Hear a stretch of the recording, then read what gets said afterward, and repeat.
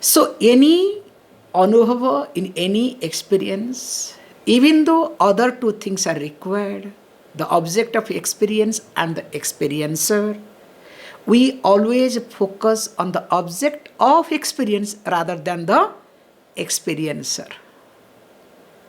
So, if the experiencer is not prepared, is not ready, now definitely, even if we have the best of object of experience, the experience will never happen.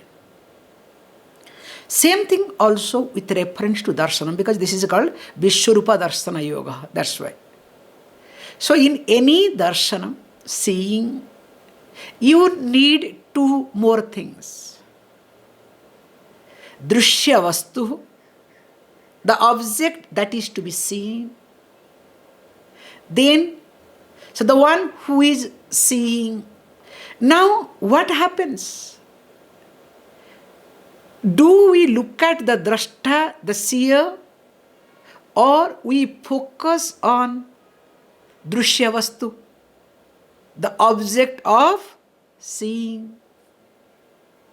So, always our focus is towards the object of seeing.